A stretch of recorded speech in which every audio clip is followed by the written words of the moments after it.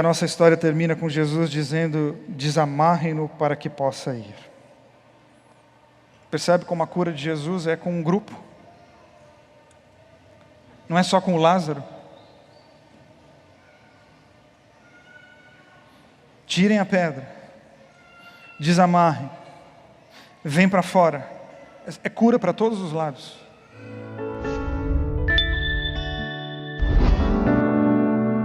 Meus amigos e minhas amigas, mais um ano se passou, passamos por diversos desertos, e, em tudo Deus nos deu livramentos. O novo ano se inicia, haverá lutas e novos desafios. Vamos clamar a Deus para nos dar sabedoria e resiliência para passar por eles em paz. Sei que seu tempo é precioso para você, mas lhe peço, reserva um tempinho nesse dia, e ouça essa mensagem. Ela poderá ser para você. Reflexão do dia. João 1:43-45. No dia seguinte quis Jesus ir a Galiléia, e achou a Filipe, e disse-lhe: segue-me. E Filipe era de Betsaida, cidade de André e de Pedro. Filipe achou Natanael, e disse-lhe: havemos achado aquele de quem Moisés escreveu na lei, e os profetas, Jesus de Nazaré, filho de José. Jesus é o único digno de adoração.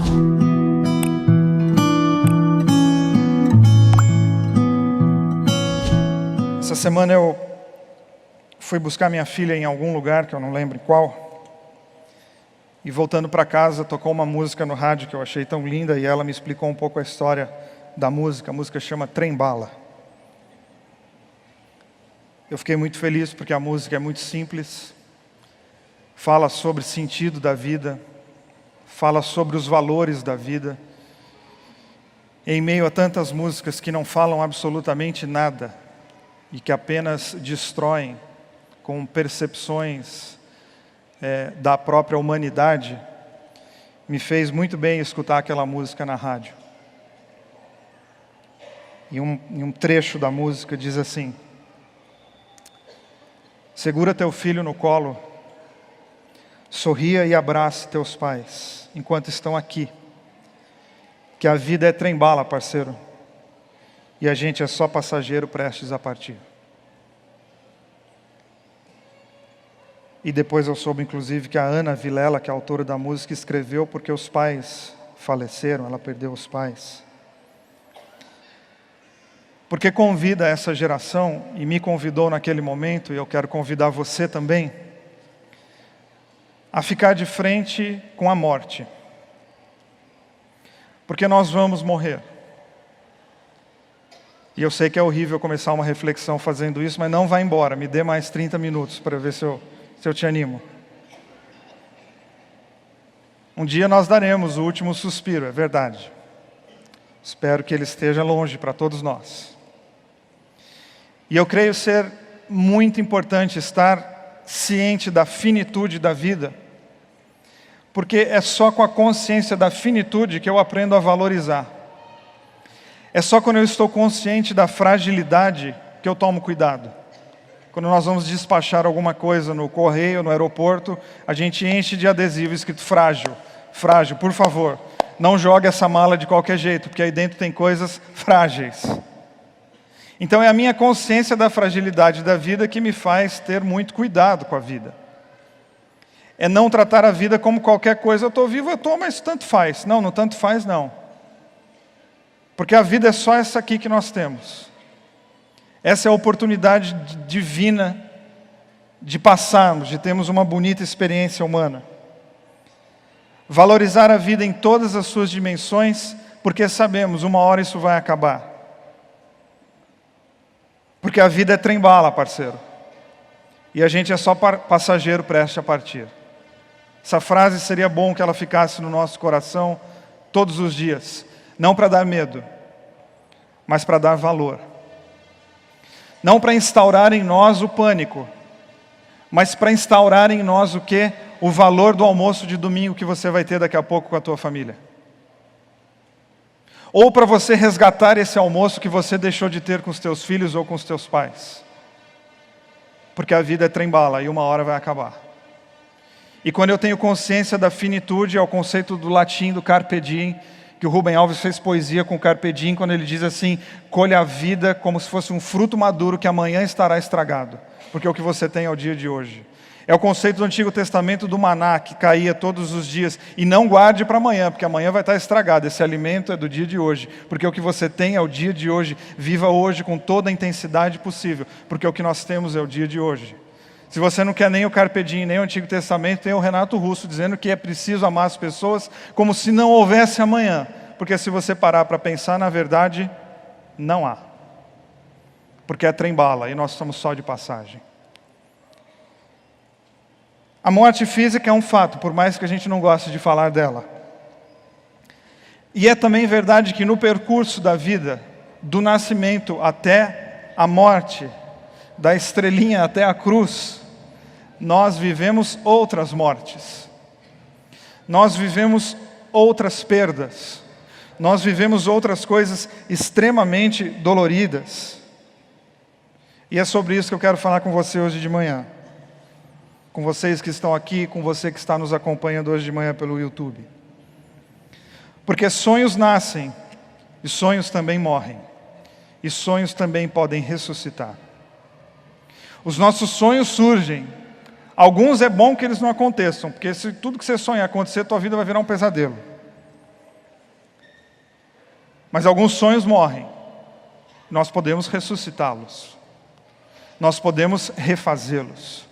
Nós podemos lutar para que eles se tornem realidade, para que eles venham à vida. Viver é bom? É, mas a vida também maltrata. Por que que nós passamos por mortes enquanto estamos vivos? Porque a vida tem seus encantos, mas ela também tem os seus horrores. Por que que eu tenho sensações de morte enquanto estou vivo? Ora, porque a vida existe a poesia, a pintura do artístico, a música, o sorriso da criança. Mas a vida também tem a agressão, a vida também tem o descaso, a vida também tem a indiferença, a vida também tem a violência, a vida também tem a traição. Tudo isso compõe a nossa existência. E esses elementos, nós precisamos ficar de frente com eles, para quê? Para não ficarmos iludidos e morrermos abraçados em frases de efeito. Por vezes a vida apresenta a sua face cruel e nós não morremos fisicamente, mas deixamos de acreditar. Não deixa de ser uma morte. Nós continuamos existindo, mas não necessariamente continuamos vivendo. Há situações que vêm e que nos matam. E quando isso acontece, nós passamos somente a sobreviver. Somente a existir. E não mais viver. Fiz um vídeo sobre existir e viver e correu pelo WhatsApp por aí, que eu falo exatamente isso. Qual a diferença de viver e existir? Existir não foi opção tua, você nasceu, você está aqui. Viver é uma opção tua, é uma decisão tua, tem a ver com quais decisões você vai fazer. Isso é viver.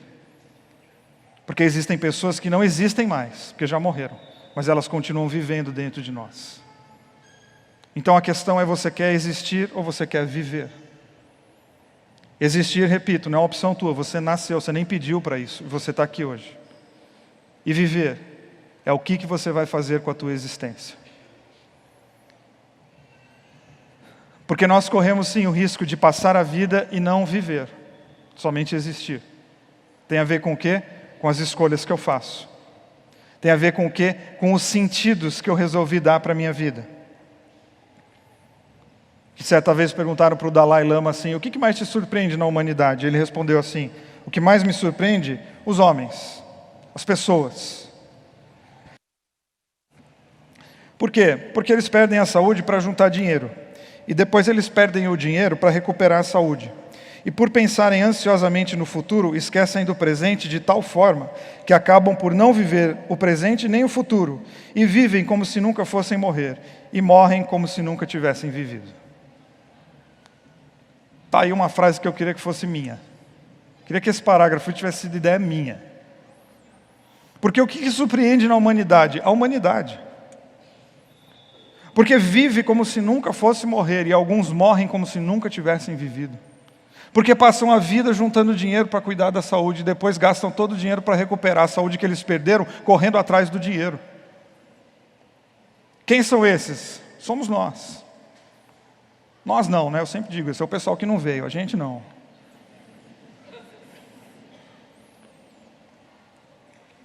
Com isso no coração, sabendo que um dia nós vamos morrer, enquanto nós não morremos, nós podemos morrer em outras dimensões. Eu convido você a olharmos para o texto de Lázaro, não de uma maneira literal, porque literal seria empobrecer o texto, porque toda leitura literal da Bíblia empobrece o texto, mas conectar, através de metáfora, de figuras de linguagem, de situações em que você está vivendo, dos dramas do dia a dia, porque ou a nossa espiritualidade tem resposta para os dramas do dia a dia, ou ela não é espiritualidade viva, ela é espiritualidade morta. Ou ela se reinventa, ou ela não serve para o mundo de hoje, ela só serve de papagaios teológicos que ficam repetindo frases prontas de teólogos que foram credenciados e tudo que eles dizem está correto. Não, vamos ler, vamos conectar com a nossa vida. Vamos conectar com os nossos dramas. Vamos ficar de frente com as nossas mortes, porque nós também morremos várias vezes durante os nossos percursos. Jesus recebe um recado das irmãs de Lázaro. Ele está muito doente. E Jesus não vai ao encontro delas no mesmo dia. Ele chega lá 4 dias depois. E quando ele chega, Lázaro está morto, cheirando mal, como diz o texto que nós lemos. Então o clima não é bom. As coisas não estão para festa. Jesus não chega e quando ele chega elas falam, ah, que bom que o senhor chegou. Elas já chegam com o dedo na cara, irmão, tem relógio? O senhor está atrasado. A gente mandou o WhatsApp faz 4 dias.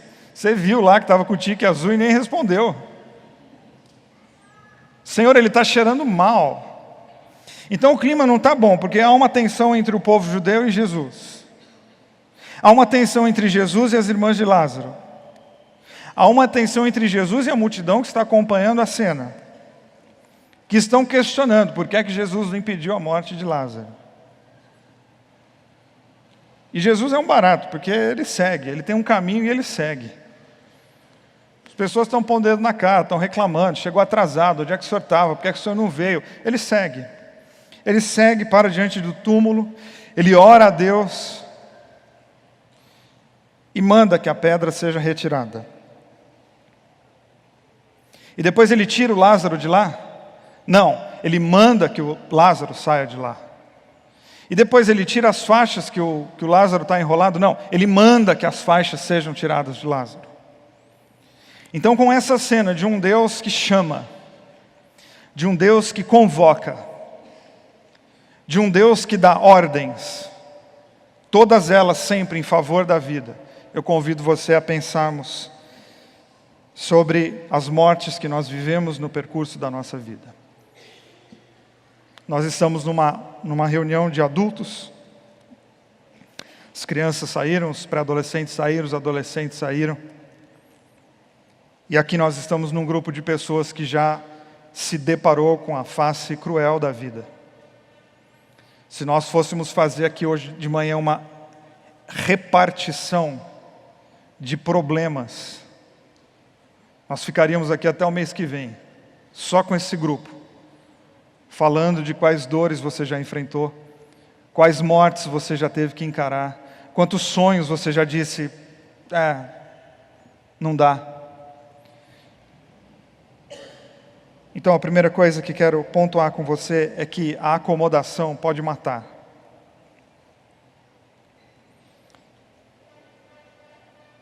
Eu arriscaria até tirar esse pode e dizer que a acomodação mata.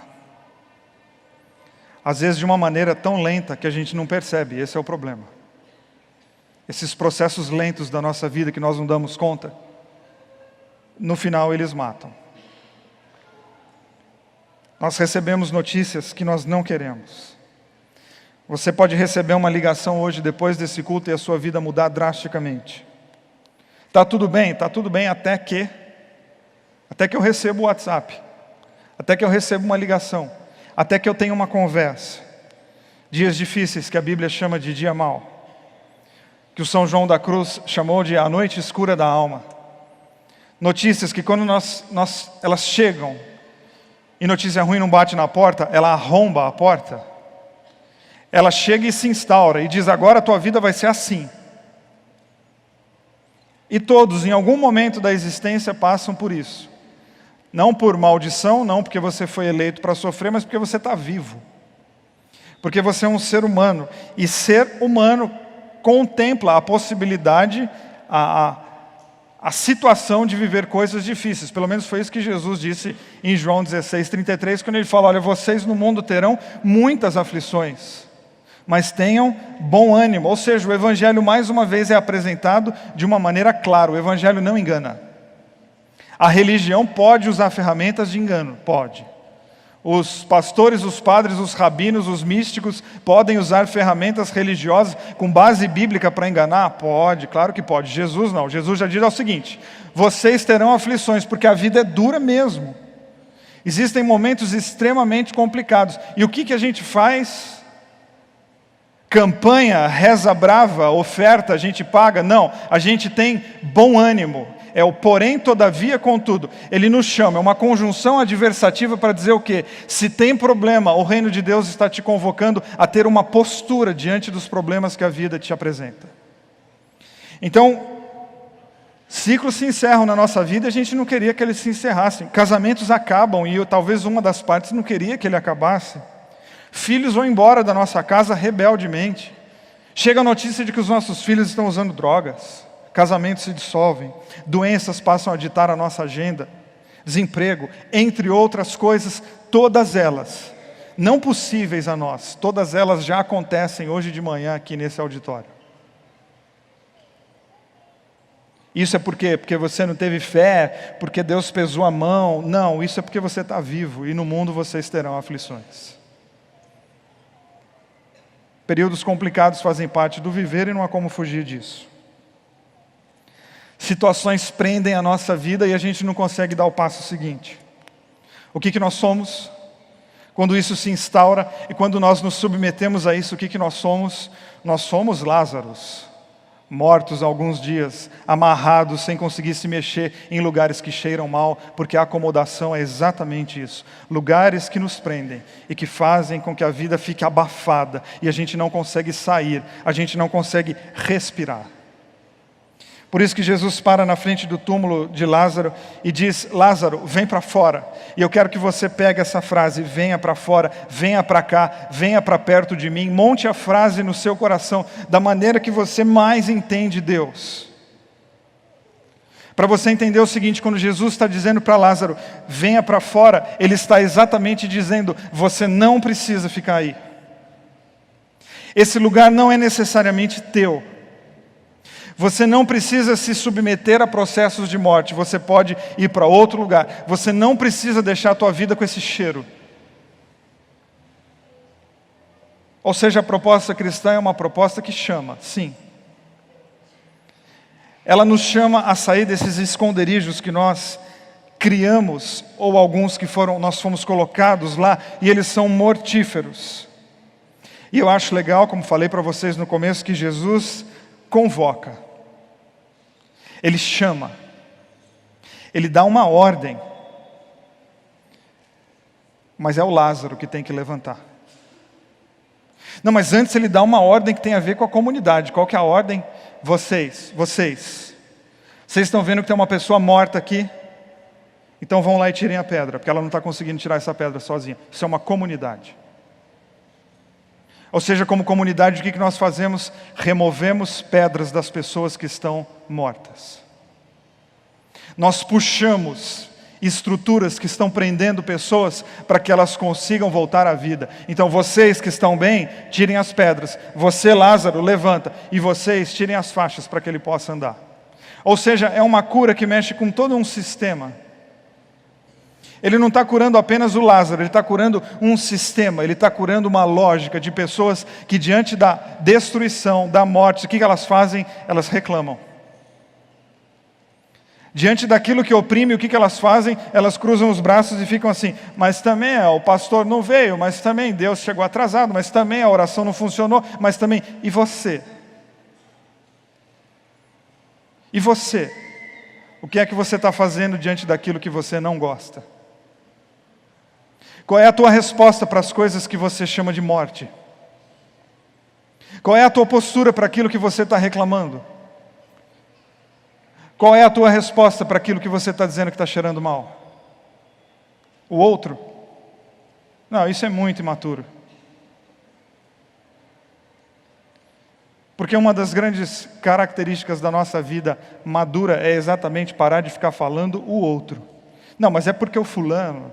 Não, mas é porque o Beltrano. Porque se você quiser, você vai sempre arranjar alguém para ser responsável pela maneira como você está. Aí eu te pergunto, você quer arranjar culpados ou você quer viver uma cura? Você quer encontrar responsáveis ou você quer mudar a tua história de vida? E as pessoas começam a questionar Jesus, por que ele não veio, que ele está atrasado e começou a dar errado, ou seja, a culpa é dele. E Jesus não entra nesse embate de responsabilidade, o que é, o que não é. Ele simplesmente coloca no coração das pessoas o seguinte: escuta, vamos se mexer para essa vida mudar. Vamos fazer alguma coisa, cada um faz a tua parte aqui, eu vou fazer a minha, vocês vão fazer a de vocês e o Lázaro vai fazer a dele. Mas todo mundo vai se mudar, todo mundo vai se mexer, todo mundo vai mudar de lugar. Porque vocês estão no lugar que vocês estão, já está provado que é o seguinte: passaram-se 4 dias. Vocês não perceberam ainda que ao não fazer nada, os dias vão passando e a morte só vai aumentando a sua potência e o cheiro vai tomando conta dos lugares? Ele morreu um dia, morreu, e agora? Lá, morreu, e agora? Morreu o 2º dia, e morreu o 3º dia, e morreu o 5º e o 6º dia. E esse casamento morreu? Morreu, mas é porque o Eliel, que é o pastor dos casais, não veio. E vocês foram lá falar com ele? Também não. Então ele tem que ser pastor e vidente. Não, esse processo não deu. Por quê? Porque o Ricardo não pregou o que eu estava precisando exatamente. E você expressou para alguém o que você estava precisando exatamente? Então é sempre no outro. E Jesus está de alguma maneira dizendo assim: escuta, mude a sua maneira de pensar, porque do jeito que vocês estão, a morte já ganhou. Ela está há 4 dias na frente. Vocês vão esperar mais quanto tempo para mudar de postura, para mudar de ideia? Ou seja, Jesus autoriza a libertação de Lázaro. Mas levantar e andar é responsabilidade do Lázaro e das pessoas que estão do lado dele. Porque Deus não vai fazer nada que seja tua responsabilidade, assim como Ele não vai permitir que você faça nada sozinho. Ou seja, é parceria e humanidade, responsabilidade, para sermos seres humanos, que dão conta dos processos pesados da vida, sabendo que nós temos um Emanuel, o Deus conosco, o Deus que atravessa conosco os vales sombrios e as noites escuras da alma. Jesus chama Lázaro e proporciona a experiência da ressurreição. E o conceito cristão da ressurreição pode ter outro olhar, que não é somente a vida depois da morte, mas é a ressurreição de coisas que você perdeu e você pode resgatar. Ou mais, é resgatar o sonhador. Porque quando morre um sonho, é tristeza. Mas quando morre um sonhador, é tragédia. E Jesus não quer só curar os teus sonhos, Ele quer curar o teu coração, para você continuar sonhando. Então talvez aquele sonho morreu, mas se o teu coração, seu coração sonhador for ressuscitado, outros sonhos virão, outras possibilidades surgirão. E vamos combinar, às vezes é difícil acreditar que a gente vai voltar a sonhar. Pois Jesus quer promover a ressurreição dos vivos. É a ressurreição de quem está com o coração ainda bombeando, mas que morreram por alguma razão e estão perambulando por aí. E Jesus está dizendo: vem para fora. Sai desse lugar. Que lugar é esse? Talvez seja a tua teologia, que você precisa sair. Não, mas eu fui criado nisso há 40 anos. E daí? E daí que você foi criado há 40 anos? Por que você não pode ser outra coisa? Você é a mesma pessoa há 40 anos? Talvez sejam os seus princípios, os seus dogmas, as suas doutrinas. É isso que está cheirando mal e te prendendo. Deixa isso para lá. Porque tem um Deus te chamando para sair desse lugar. Talvez seja a sua vitimização. Sabe a mania que algumas pessoas têm de estar sempre, não, mas está ruim, está ruim. Porque tem gente que só está bom quando está ruim. E se uma hora ficar bom, ela fala, não, aí não, porque eu não tenho mais o que fazer da vida. Estou há 20 anos reclamando, como é que você resolve esse problema? Para mim eu não posso mais reclamar. E Jesus está dizendo, sai desse lugar, é impossível viver assim. Talvez seja culpa. Inclusive hoje à noite eu vou pregar sobre medo e culpa. Você conhece alguém que, abre um parênteses aqui, momento merchandising do culto da noite. Se você conhece alguém que foi ferido pela religião, inclusive, traz ele aqui hoje à noite. Talvez seja amargura e tantos outros sentimentos danosos que nos prendem numa câmara de gás mortífera e a gente fica lá. Toma cuidado, parceiro, porque a vida é trem-bala. E pode ser que os dias passem mais rápido do que você imaginou. E o resumo da tua história é ficar preso num lugar que cheira mal. É isso que você quer? É essa história que você quer deixar. Esse é o sabor que você quer deixar na tua história de vida.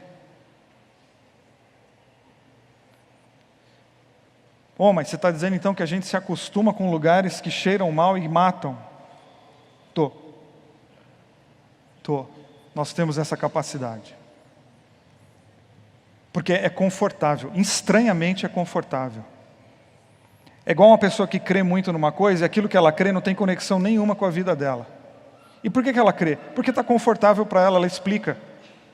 Tanto é que tem muita gente que vem para Bethesda e diz, estou perdido, nem sei mais no que eu creio. Que bom, agora você vai começar a crer em outra coisa. Porque você está perdido. E aquilo lá que você cria, entrou em crise, é porque aquilo lá não tinha mais conexão com a tua história de vida, não tinha conexão com os teus problemas. Eram só frases que você sabia repetir. Bem explicadinho. O que eu creio? Introdução, 3 pontos, piada e apelo. Pronto, eu sei fazer. E agora? Agora Jesus está dizendo, escuta, por que você não questiona o que você crê? Não, porque eu já tenho 70 anos. E daí? Não, nunca é tarde para você sair desse lugar que cheira mal e viver anos bonitos e leves. Talvez seja esse apego a doutrinas que te deixa assim tão chato. Ou seja, quando Jesus diz vem para fora, Ele está convocando a um exercício. Ao invés de você usar força para se acostumar com aquilo que faz mal, use essa força para se levantar e ir para outros lugares. Mas é dolorido? É dolorido. É difícil? Difícil. Aí eu pergunto para você, está fácil? Está bom assim do jeito que você está? Não, Vili, está horrível, está pesado, está cheirando mal. Então levanta e anda. Então use essa força que você tem exatamente para você experimentar outras coisas. E se distanciar desses lugares que têm roubado a tua paz, que têm roubado a tua vida, que têm roubado os teus sonhos. Jesus libera as pessoas das prisões. É como que dizendo, escuta, a partir de agora você vai ficar aí só se você quiser. Você vai continuar aí nesse lugar, é uma decisão tua, mas eu estou dizendo para você, a porta está aberta. Pode ir.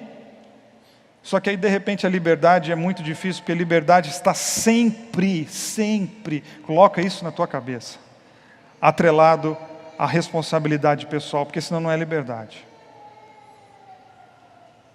Liberdade é algo muito difícil, a gente passa a vida querendo, mas ela é muito difícil.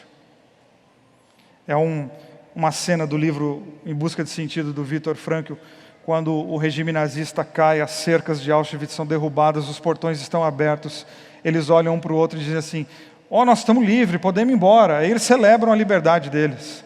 Aí uma hora um olha para o outro e fala assim, para onde que nós vamos? E aí eles entram numa crise, por quê? Porque agora eles são livres. E diante da liberdade eu tenho 2 opções, ficar preso em Auschwitz ou pensar o seguinte, para onde que nós vamos? Nós temos um mundo para ir. E os judeus foram para o mundo. Mas ficar lá em Auschwitz é uma opção? Vocês são livres. E dormiram mais 3 noites em Auschwitz, com os portões abertos, com as celas escancaradas, elaborando na cabeça que coisa dura que é ser livre. E Jesus diz para Lázaro, vem para fora, você está livre, você quer vir? Eu não sei para onde que eu vou. Mas você tem um mundo para ir. Você tem muitas ideias para abraçar. Esse sistema que você foi educado, ele pode ser muito bom e pode ser muito ruim. Você é livre para largá-lo. Existem ideias que a minha família passou para mim, que são maravilhosas, eu perpetuo e repito ela na vida dos meus filhos. E tem outras que eu falei, não, isso eu não quero mais. E ao fazer isso eu não estou rompendo com meu pai, com a minha mãe, com o vô e com a avó, não, eu estou rompendo com ideias. E a gente tem que distinguir pessoas de ideias. E tem gente que vive preso em sistemas religiosos, por quê? Não, porque a minha família sempre foi assim. E daí? Sai daí que isso aí está te matando. Isso aí está te ferindo. Vem para fora e experimente outros sabores, porque a vida não é de um sabor só. A paleta de cores da espiritualidade é vasta. E você não precisa ficar preso àquilo que está te fazendo mal. Então lembre que a acomodação pode matar. A acomodação se instaurou na vida nessa cena. Um Lázaro acomodado, irmãs acomodadas, pessoas acomodadas e tomadas pelo hábito da reclamação. Projetando sempre a culpa nos outros e nunca assumindo responsabilidade para si. Isso não é espiritualidade sadia. Isso é a perpetuação do mal, sendo passado de geração em geração.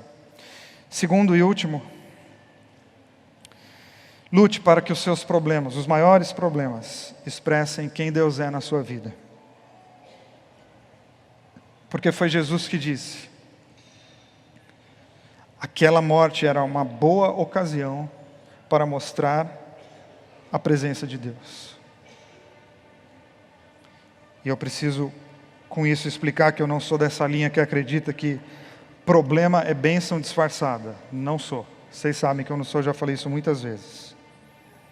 Ou frasezinhas do tipo, quanto maior o problema, maior a vitória. Não, meu irmão, quanto maior o problema, maior é o problema mesmo. Isso é neurolinguística gospel. Para aplacar um pouquinho a dor do momento. Não, o problema é bênção disfarçada. Para que disfarçar a bênção? Com problema. Deixa ela vir assim, nua e crua. E outra, se problema é bênção disfarçada, eu abro mão das minhas bênçãos e não tenho mais problema, né? Então, a gente faz um acordo com o juiz aqui e fala, não me dá nada, me deixa neutro. Mas, porém, todavia, eu não acredito que um problema é bom. Mas acredito que um problema pode gerar coisas boas. E o que determina isso não é o problema, o que determina isso é você. Dias difíceis podem ser dias de testemunhar os valores do reino de Deus. Podem, mas quem determina isso? O problema? Os valores do reino? Não, você. O problema existe, os valores do reino também. Você está entre eles, qual é a tua resposta? Doença não é bom? Não, claro que não. Mas nas doenças eu posso gerar coisas boas e bonitas e valiosas para as pessoas que estão ao meu redor. Eu posso. E eu vivi isso muito com a minha mãe. Minha mãe cuidou do meu pai durante 9 anos com mal de Alzheimer. Meu pai teve mal de Alzheimer com 52 anos de idade. Com 54 anos, meu pai não tinha mais consciência nenhuma de absolutamente nada na vida. Minha mãe era o cérebro dele. Depois que ele foi diagnosticado com essa doença, minha mãe decidiu ser a memória dele. Não só a memória das necessidades, mas as memórias afetivas. As memórias do coração. As memórias que valem a pena. Por quê? Porque a vida é trem-bala, parceiro. E a gente é só passageiro aqui nessa estrada. Ou seja, eu preciso escolher que tipo de memória que eu quero guardar. E minha mãe viveu cuidando do meu pai com mal de Alzheimer. Segundo ela, as experiências com Deus mais bonitas que ela viveu na vida.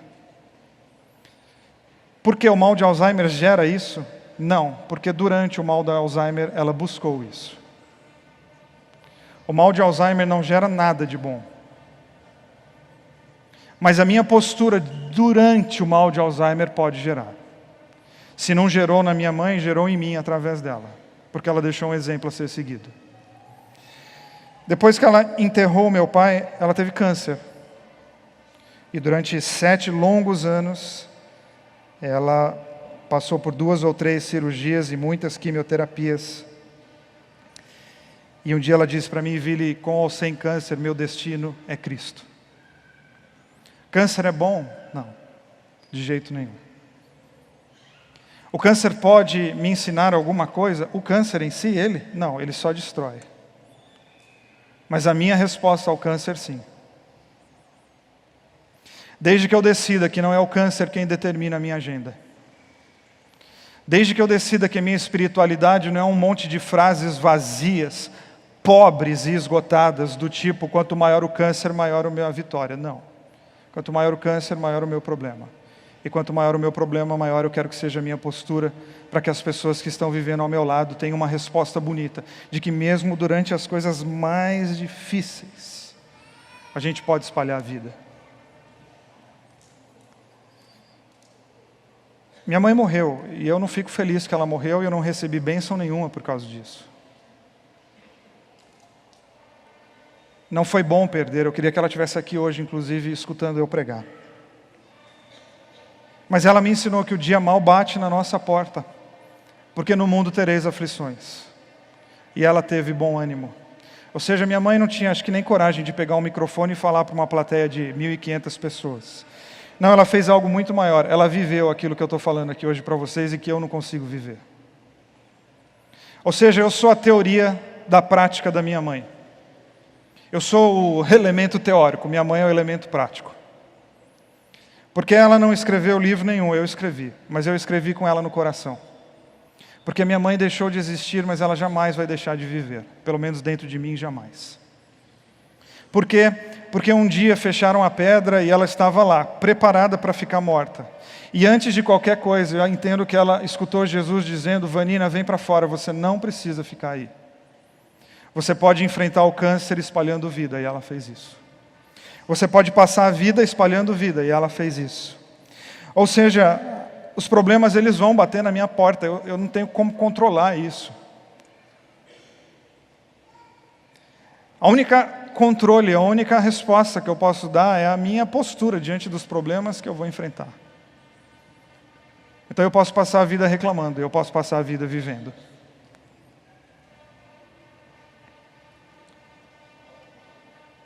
Eu posso passar a vida procurando culpados. E eu posso passar a vida encontrando caminhos. Como diz o poema do Drummond, que tinha uma pedra no meio do caminho. Aí eu vi uma foto que tiraram do muro, 3 pontos, mas tinha um caminho no meio das pedras. Achei que o grafiteiro foi mais feliz que o Drummond. Porque sempre há um caminho no meio das pedras. A questão é se eu vou ficar ficcionado nas pedras que eu não consigo tirar, ou se eu vou ficar procurando maneiras de passar aquilo que está me oprimindo e travando a minha vida. E a nossa história termina com Jesus dizendo: desamarrem-no para que possa ir. Percebe como a cura de Jesus é com um grupo? Não é só com o Lázaro. Tirem a pedra, desamarrem, vem para fora. É cura para todos os lados. Porque há um morto. Não, eu acho que há vários mortos.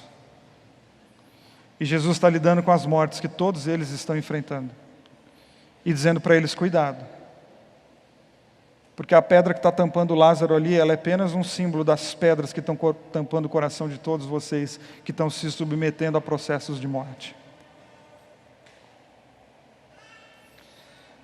Vem para fora foi uma ordem dada a Lázaro, e alguma coisa dentro de mim, que eu dou o nome de fé, ela me convida a crer que essa frase continua valendo. Ela continua atual. Ela continua me convidando, e convidando a todos nós a sairmos desses lugares que nós mesmos não gostamos, e nós mesmos reclamamos tantos deles. Ou seja, Jesus quer resgatar a sua capacidade de sonhar. Porque quando morre um sonho, tristeza. Mas quando morre um sonhador, tragédia.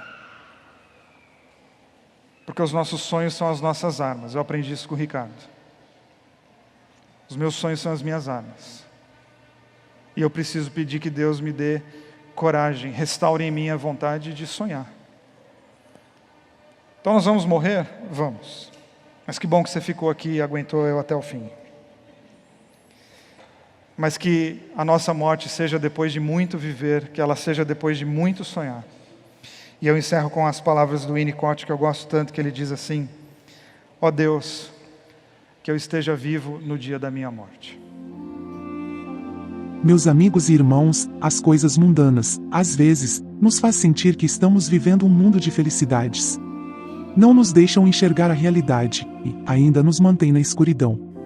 É preciso que alguém nos chame a atenção dessas coisas, que nos faça acordar para a verdadeira vida essa, com Jesus. O momento de despertar é agora. Pare agora, e pense nisso.